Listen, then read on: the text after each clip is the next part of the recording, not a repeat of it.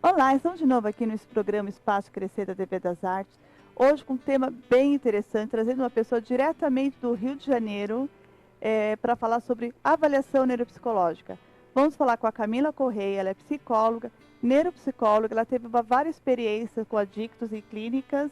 Olá, Camila, tudo bem? Oi, Cristina, tudo bem?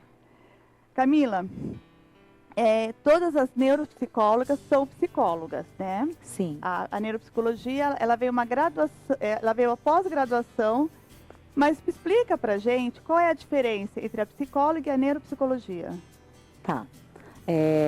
O profissional psicólogo, ele vai atuar diretamente com questões emocionais, né? É um processo terapêutico que isso demanda um tempo para um processo de autoconhecimento, né? De evolução na autoestima, as dificuldades diárias. Ele tem um processo assim, sem muito começo, meio e fim. Ele é um Eu processo poderia mais longo. falar que é do cotidiano, das nossas demandas e queixas. Sim, das nossas demandas. O neuropsicólogo, ele já vai focar na questão das funções cognitivas. Então, o neuropsicólogo, ele vai avaliar essas funções cognitivas, as praxias, para ver se a função ela está funcionando adequadamente ou se existe alguma dificuldade ali. Como que é feita essa avaliação? Porque não me parece nada simples. A avaliação neuropsicológica, ela é feita através de entrevistas, né? Então a gente faz primeiro uma anamnese com os pais para saber o histórico dessa criança. Eu falo criança porque eu trabalho com crianças, né, especificamente, mas ela também é feita com adultos, idosos. Então a gente precisa saber um pouquinho da história clínica desse paciente e é feita essa entrevista de anamnese. Depois que a gente faz a entrevista anamnese com os pais ou tutores da criança, a gente vai para a parte dos testes. Esses testes, eles são instrumentos padronizados que a gente usa para avaliar as funções cognitivas da criança. Seja ela inteligência, função de atenção, de memória, de aprendizagem. A gente avalia várias funções da criança para ver o que está bom ou não, mensura isso de alguma forma.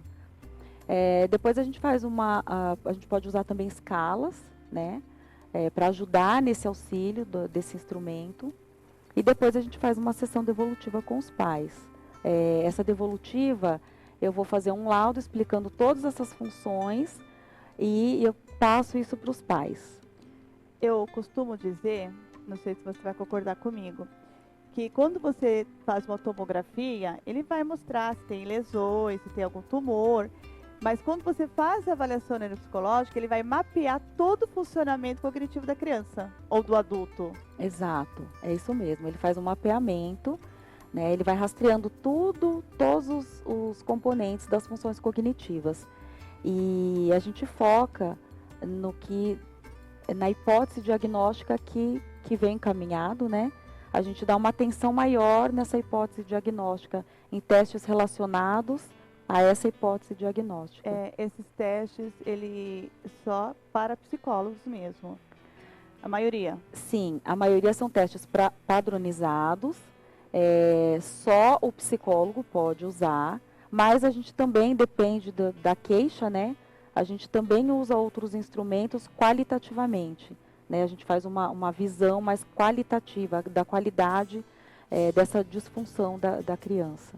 Então, lembrando que o psicólogo, depois da sua graduação de 5 anos, ele pega mais 2 anos, 1 ano e meio, 2 anos, para estudar as funções cognitivas e ser neuropsicóloga e ter habilidade para mapear esse funcionamento cerebral. Exatamente.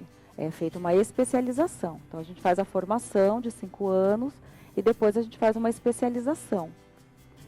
Como o seu paciente ou cliente chega até você? Então, normalmente, eles vêm encaminhados por algum profissional. Normalmente, o neurologista é que manda o paciente para a gente. A escola também pede, psiquiatra também pede, psicólogo também pode encaminhar.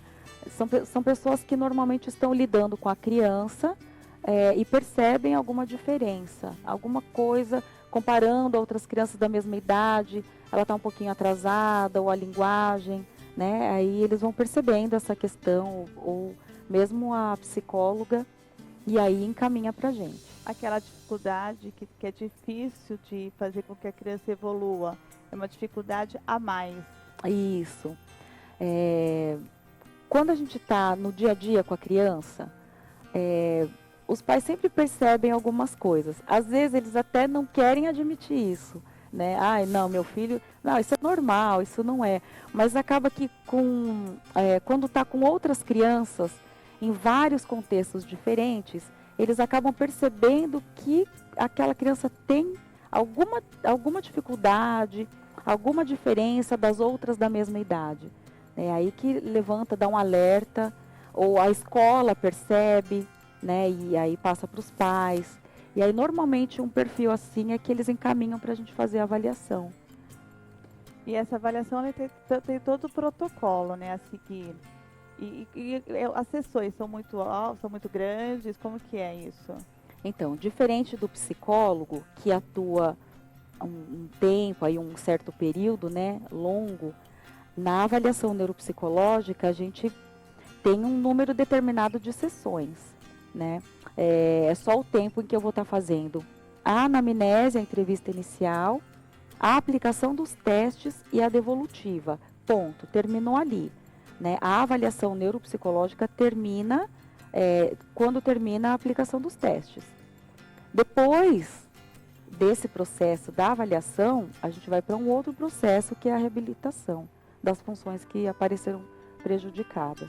Vamos lá, tentar fazer uma recapitulação. Então, assim, eu vejo que meu filho tem alguma dificuldade, a qual está demais, né? Ou a escola. Eu procuro um profissional. Esse profissional, ele vai encaminhar para fazer a avaliação neuropsicológica. Isso. E você encaminha para? Então, quando eu faço a avaliação, normalmente ele vem encaminhado. Por exemplo, o neurologista pediu a avaliação porque ele tem uma suspeita, né? Ele não fecha um diagnóstico, ele vem para mim porque ele tem uma suspeita. Através dos testes, através da avaliação, que ela é muito complexa, não são só testes, né? Eu vou elaborar um laudo. Esse laudo, se foi o neurologista que pediu, esse laudo volta para o neurologista, porque ele tinha uma suspeita, ele tinha uma hipótese diagnóstica. E com a avaliação, com essas funções todas mensuradas, né, você está vendo ali realmente o que está difícil para a criança ou não, é que ele pode fechar esse diagnóstico. Então, a avaliação ela traz um diferencial diagnóstico para esse médico. Se foi o psicólogo que encaminhou, né, ele tem uma questão emocional. Eu faço a avaliação, volta para o psicólogo, porém no encaminhamento eu posso estar indicando outros profissionais, né, para estar orientando melhor essa família, essa criança que tem a dificuldade. A avaliação, ela te traz um diagnóstico mais completo. Sim. Né, para que tenha um tratamento eficaz. Exato. Ela vai trazer esse diferencial, né? Você vai ter mais dados para estar fechando ou não essa suspeita, né, diagnóstica. E ela se torna um diferencial porque no encaminhamento que você faz no laudo, você vai estar indicando para os profissionais adequados para aquela função. Então, se você não sabe o que é que está falhando na criança, de repente lota a criança de atividade. Ela faz fono, ela faz psicoterapia, ela passa no psiquiatra, ela tem uma série de atividades. Que de repente não é necessário tudo isso, né? A gente então faz um encaminhamento que seja mais eficaz, né?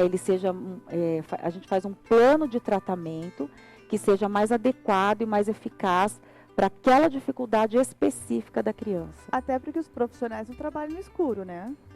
Exatamente. É mais fácil, fica mais efetivo o tratado, porque realmente precisa ser tratado, do que tratar de um todo e ali não ficar no portão eficaz. É verdade. Medicamento. Então, normalmente a gente tem alguma dificuldade em relação a isso, né? Medicamentosa, porque Porque ela vem carregada de preconceito também. Sim, sim. Eu vou dar um exemplo para ficar, acho que mais claro. Por exemplo, uma criança que ela tem a suspeita de TDAH, né, transtorno de déficit de atenção e hiperatividade. Normalmente, o tratamento para ela vai ser o quê? Se realmente isso é confirmado, ela pode estar tomando algum tipo de medicação. Mas tem pais que não aceitam o fato da criança precisar da medicação. Ou medo também, né? Medo, é muita desinformação, né? Mas tem casos que realmente a medicação ela é de extrema importância e a gente vê nitidamente uma criança que toma a medicação, como ela melhora, como ela desenvolve na escola principalmente, né? Em casa. O comportamento dela. Melhora muito, ajuda muito. Mas aí só quem pode falar se é bom ou não para a criança, para o seu filho, né? É o médico. Se o médico está falando que é necessária aquela medicação, então vamos fazer a medicação. Precisa. Não são todos os casos, né? Mas o que precisa é interessante que a família siga orientado. Eu sempre falo que o melhor profissional é aquele que a gente confia, né? Porque, assim, um tratamento, né, no TDAH que você falou, pegando o seu exemplo, ele é um tratamento a longo prazo. Então, é interessante que seja acompanhado com o mesmo médico, para que ele saiba o histórico, o desenvolvimento e tudo. Exato. Eu vou fazer um parênteses aqui para falar essa questão.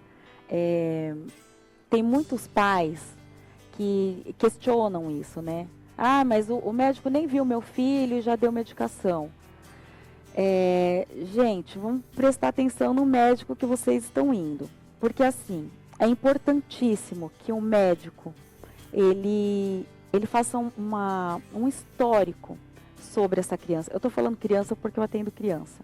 Mas seja idoso, seja adulto, é importantíssimo que esse primeiro contato com o médico seja feito uma história, um histórico desse paciente, né, para poder ou não fechar um diagnóstico.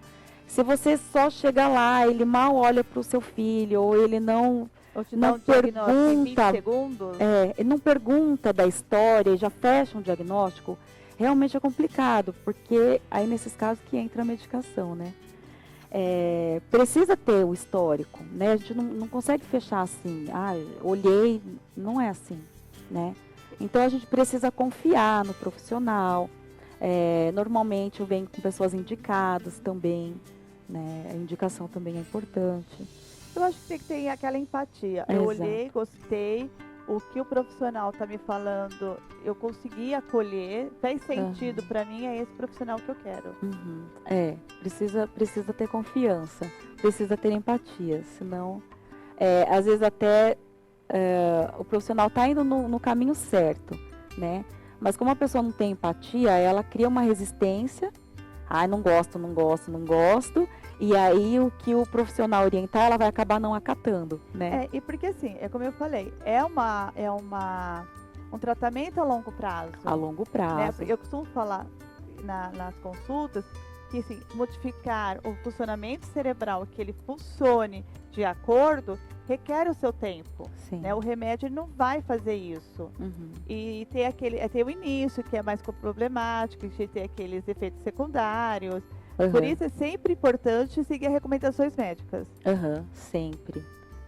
O que o médico falar, desde que haja essa confiança, né, esse histórico, é importante que siga. E as crianças sofrem, né? Uma criança com TDAH, ela sofre muito quando ela não é tratada de acordo.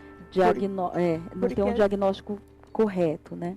Porque assim, ela sofre na escola, porque ela leva com seu castigo, ela sofre nos pais, porque não consegue ter aquele comportamento mais adequado. Não sabe lidar, muitas vezes não sabem lidar, né? Se não tem um diagnóstico correto, não tem como a gente fazer um tratamento correto, né? Então a gente precisa dar um diagnóstico preciso, para que haja um tratamento, um encaminhamento correto para aquela criança. E para que todos tenham qualidade de vida, né? Tanto os pais, professores, escola. Principalmente a criança, porque na verdade quem mais sofre é ela. É a criança, exatamente. E assim, eu sei, a gente teve a formação juntas, né? Eu vou confessar, ela é minha amiga íntima de formação, mas qual é o diferencial da sua avaliação? E por que ela é importante? Então, o diferencial da minha avaliação é que, assim, eu faço além da avaliação das funções cognitivas, eu também faço avaliação da personalidade, dessa questão psíquica, né, do funcionamento psíquico. Então, eu uso a prova de Rorschach, né, é um instrumento muito rico para a gente avaliar essa função psíquica da criança, né? Porque às vezes a gente acha que, avalia todas as funções cognitivas. Aí a gente vê que tá tudo bem, tá funcionando bem. Então, aquela hipótese diagnóstica, ela não confirma. Mas Mas ela tem aquela dificuldade ainda. Sim, continua. Ela veio para você com aquela queixa. Aí você vê que nessa avaliação da personalidade, desse funcionamento psíquico, aí tem muita informação dessa questão psíquica, porque nós vamos avaliar vários aspectos, né? Da autoimagem, o relacionamento interpessoal, como que está o processamento dessa criança, como que ela media as informações que ela tem com o meio em que ela vive. Como ela interpreta as informações recebidas pelo meio. Exato, é muito rico, é muito importante. E muitas vezes o Rorschach, ele direciona você para essa hipótese, né? Ele te ajuda ali a ver se realmente é ou não. Lógico, quem vai fechar o diagnóstico não sou eu, né? Eu avalio todas as funções e volta para aquele médico, porque só médico fecha o diagnóstico. Mas a gente vai descrevendo todas as funções para que esse médico realmente tenha condições. E quando chega nessa parte psíquica, ela é muito rica, né? Não tem a função cognitiva comprometida, mas o psicológico, ele tem uma demanda muito grande, né? E aí que é o diferencial da avaliação neuropsicológica. Quando você faz um encaminhamento, você vai direcionar o tratamento eficaz. Nesse caso, você sabe que é fundamental para essa criança a psicoterapia, né? O psicólogo na vida dela é de extrema importância. Eu tive um caso na clínica, a criança tinha 9 anos e ela não era alfabetizada. Uhum. E ela veio para uma avaliação e os pais, nesse caso, acreditavam que tinha algum problema, né? Algum déficit. E foi feita toda a avaliação e a criança foi super bem, apesar dela não saber ler e escrever. Só que o emocional dela arrasado. Acontece. E assim, o emocional fazia com que ela não conseguia prestar atenção, lidar com as emoções na escola. Uhum. E depois do processo de terapia, ela conseguiu ser alfabetizada e está na sua vida fora, desenvolvendo, sem medicação, sem nada. Era só o psicológico. Ele tinha assim, um déficit de atenção, né? Ele tinha um déficit de conseguir aprendizado, mas não era por nenhuma funções executivas, e sim pelo emocional. Sim, a cognitiva estava funcionando perfeitamente, era emocional. Eu já peguei casos assim também, né? Por isso que o Rorschach, ele é importante. Eu gosto muito dele, ele é muito importante numa avaliação. Porque também não dá pra gente separar tantas funções cognitivas do emocional, porque o emocional também é uma função cerebral. Sim. O cérebro é muito complexo, né? Mas uma coisa, ela é interligada na outra, né? Mas a gente precisa dos componentes corretos, né? Por causa das ligações sinápticas, vamos voltar lá na pós.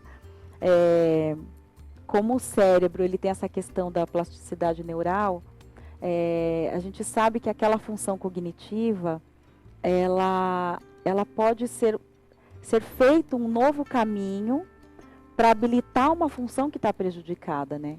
Então, é muito importante saber aonde está isso tudo, né, no cérebro. E que muitas vezes nós não temos a dimensão de tudo isso. Eu tenho uma paciente que ela sofreu um acidente com 15 anos de idade. Ela estava grávida, ela foi atropelada e ela perdeu a memória recente. E os médicos falaram que dificilmente ela iria recuperar. Hoje ela tem ainda essa dificuldade. Né? Eu lembro que todas as sessões eu falava assim, olá, eu sou a Cristina, sou a psicóloga. E a gente ia sempre se apresentar e relembrar e ensiná-la a usar agenda. Aham. Hoje já não. Eu trabalho com ela com a reabilitação, e a gente tava fazendo um jogo, né? E eu falei uma vez pra ela, a gente não tá brincando, a gente tá reabilitando Aham. seu cérebro. Aham. Falei uma única vez. Depois de muito tempo, pensei, vamos jogar. Ela falou assim, Cris, a gente não joga, a gente tá reabilitando meu cérebro. Então, assim, ela ainda não tem, Aham. né? Hoje ela tá com 20 anos, ela ainda não tem a memória recente, Aham. mas ela consegue guardar alguma coisa. Aham. E a gente comparar, né? O começo, como fabuloso. está, é ótimo. Esse caminho de reabilitação, ele é extremamente importante. Às vezes a gente fala, não tem jeito. Sempre dá para melhorar alguma coisa. Pode ser que aquilo que está comprometido, lógico, ele vai ficar comprometido o resto da vida. Porém, quando a gente começa a estimular, dar o estímulo correto, a gente acaba ativando alguma outra área do cérebro que vai fazer uma função semelhante, né? Isso é maravilhoso. Eu acho mágico. É muito lindo. Eu acho mágico. Eu falo assim, a gente vai trabalhar porque o vizinho vem nos ajudar. Exato, é uma graça. Ai, gente, as sinapses são maravilhosas. Então, assim, eu acho que nesse caso dessa paciente também, eu comecei por uma avaliação. Uhum. Aí eu peguei todos os dados dos testes que estavam mais baixos, falei assim, são essas zonas que eu vou ter que trabalhar. Uhum. Quando você tem a avaliação, você sabe por onde começar esse tratamento, né? Se você não tem, você acha que está comprometido tal coisa, mas não tem aquela certeza, de repente você está tentando habilitar uma coisa que já está habilitada. O caminho não é esse. A avaliação, ela vem para direcionar. Esse não está sendo o caminho eficaz. É esse o caminho eficaz. Eu acho que ela vem para facilitar, né? Vem para ajudar no diagnóstico, muito bem. Não só ajudar no diagnóstico, mas também para o encaminhamento correto. São testes, né? Eu costumo falar para as crianças, olha, tem testes que são mais fáceis, testes que são mais difíceis, mas a gente vai ter que fazer e vamos passar sobre esse processo. Eu também sempre acho muito importante que a criança saiba o que está acontecendo com ela. Uhum. Então eu faço a anamnese com os pais, mas também faço com a criança, para explicar o porquê que ela está lá, porque eu também vou precisar que ela me ajude no processo. Sim, essa participação da criança a gente precisa voltar num trabalho de psicólogo um pouco, né? Você precisa criar um laço, uma empatia com essa criança, porque senão ela não vai corresponder aos testes. Né? Então a gente muitas vezes tem que fazer uma atividade lúdica para atrair essa criança, para que a gente crie um vínculo, para aí sim a gente começar a avaliação com ela. Tem teste de matemática, a gente tem algumas coisas que não são de memória, perguntas, então eles também ficam cansados. E o profissional tem que ter esse olhar. Quando ele já está respondendo porque não está mais afim, ou se ele está respondendo porque ele não sabe, ou porque ele entra naquele, do despacho, não sei. E minimamente você sabe que naquela idade, isso ele tem que saber. É uma coisa que os pais também perguntam. O número X de sessão. A gente sabe que tem começo, meio e fim. Não é igual a psicoterapia. Tem começo, meio e fim. Porém, eu não posso falar assim, são 5 sessões. Porque, de repente, essa criança, a gente não conseguiu criar o vínculo. A gente vai ter que criar o vínculo primeiro, para depois fazer a avaliação. Então, eu demoro um tempinho maior. Tem criança que é um pouco mais lenta quando ela faz os testes. Tem criança que é mais rápida.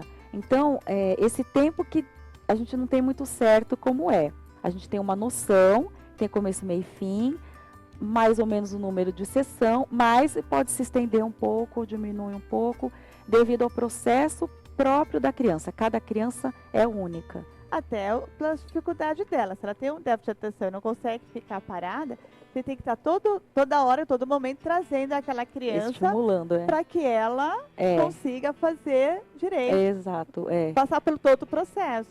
Tem que ficar... foco. Tem que ficar chamando. Tem que ficar chamando a atenção, assim, vem trazendo ela para aquele momento, né? Porque dispersa muito fácil, então a gente precisa trazer para aquele momento. Mas também, se eu percebo, a gente tem que ter um feeling, né?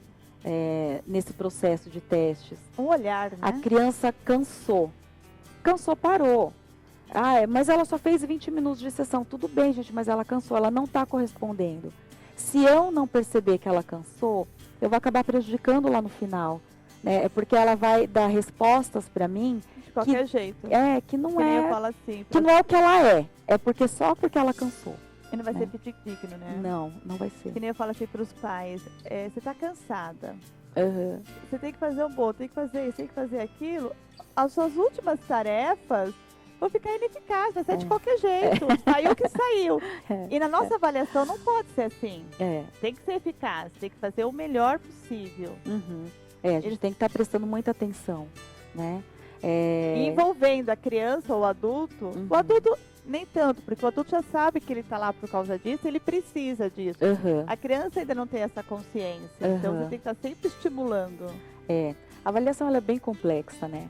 Aí o povo fala assim, a avaliação neuropsicológica é aplicar teste. Não é, gente, não é só isso. Ele é bem mais complexo, porque eu preciso de um histórico dessa criança. Eu preciso saber o funcionamento dela ali nessa família. Eu preciso aplicar os testes e ter esse time dela, né? Para ver se eu continuo, para ver se eu paro, continuo a próxima sessão. Depois eu preciso do contato dos profissionais que também atuam com essa criança. A gente precisa ter uma troca, né? Ela é multidisciplinar, a avaliação neuropsicológica. Se ela faz acompanhamento com fono, por exemplo, eu preciso ter o contato dessa fono para a gente aprofundar mais o caso dessa criança, entender melhor o que está acontecendo. Então, fono, psicóloga, psicopedagoga, ou a própria coordenadora da escola, ou professora, são pessoas que a gente tem que ter contato para saber esse histórico, você ter uma visão maior do histórico da criança, para finalmente fechar um laudo, né? Então, não é uma coisa simples, não é uma... só faz teste e pronto. Veio o dia, eu aplico, vai embora, outro dia pega um relatório. Não é assim. Não é assim. Tanto que a gente termina as avaliações e já não entrega a próxima semana. Eu ainda vou consultar os outros profissionais, né? Para a gente poder compreender esse caso, ter essa visão ampla mesmo. Para aí sim a gente fechar um laudo e devolver para o médico para ele fechar ou não esse diagnóstico. Normalmente a gente usa mais 6, 7 testes, né? Mais ou menos. Mais ou menos. Então... Depende do caso, né? Tem caso que a gente precisa, por exemplo, eu vou fazer um teste de atenção. Mas a dificuldade dessa criança é realmente de atenção. Então eu não vou usar um instrumento só para atenção. Eu vou tentar usar outros instrumentos relacionados à atenção para ver se realmente é atenção ou não. Porque a gente tem vários tipos de atenção também, né? Sim. E aí a gente tem que ir testando todos esses tipos de atenção. Né? Eu acho que a gente aplica eu faço assim, a gente aplica o teste, né? E esses testes eles vão pedir, puxa, ele foi mal nesse, vão testar de novo. Isso. Porque aí tem que confirmar. Ou aquele dia aquela criança não estava muito bem, né? Ela veio com dor de cabeça, não falou nada para ninguém e realmente foi mal, mas num teste de atenção, mas depois teve 2 ou 3 que ela foi super bem. Então, o que aconteceu naquele dia? É o nosso feeling. Depois a gente pega todos os testes, corrige e vamos ter que casar eles e fazer todas as interligações. Aí, na hora que a gente vai juntando as informações, é que a gente vê, às vezes a gente até precisa aplicar alguma outra coisa. Já terminou a avaliação, mas a gente precisa aplicar mais algum teste porque alguma coisa não ficou bem clara, ou fazer uma outra dúvida, né? entrevista com os pais, né? Então, por isso é importante essa equipe multidisciplinar, esse conjunto todo, né? Para concluir um laudo. E é importante falar que nessa equipe multidisciplinar, a criança também está envolvida, ela faz parte. Sim, ela é o centro, né? Ela é o centro, é por ela que existe todo esse trabalho, né? Para que ela cresça, para que ela evolua, ative a função correta e ela desenvolva o melhor que puder para a idade dela, né? Nossa, Camila, passa tão rápido o tempo e está voando. Eu acho que a gente tinha aqui temas e explicações para vários programas. É bem complexo, né? Então, você que está aí com seu filho, não hesite. Procure sempre um bom profissional. Camila, não podemos esquecer, dá o seu contato, por favor. O meu contato é o WhatsApp, tá bom? 22 é o prefixo, porque eu moro no Rio, mas eu também trabalho em São Paulo. É 22 9 9750 9594. É o WhatsApp. Até para quem quiser procurar para tirar dúvidas, mandar. Sim, entrar pode entrar em contato. Se ficou alguma dúvida, pode entrar em contato comigo. Eu vou tentar ajudar da melhor maneira possível. E para avaliação também pode me procurar, tanto no Rio quanto em São Paulo. Perfeito. Eu queria terminar mais uma vez agradecendo a Gouveia Móveis pelo nosso lindíssimo cenário. Eu sempre fico babando aqui por ele, não é lindo? Lindo, aconchegante. E eu queria agradecer a todos vocês. E lembrando que o meu WhatsApp é o 11 98293 9160. Qualquer dúvida, se vocês tiverem algum tema interessante e querem que a gente traga um profissional, estamos aqui para trazer melhor conhecimento para vocês. Um grande beijo, até a próxima.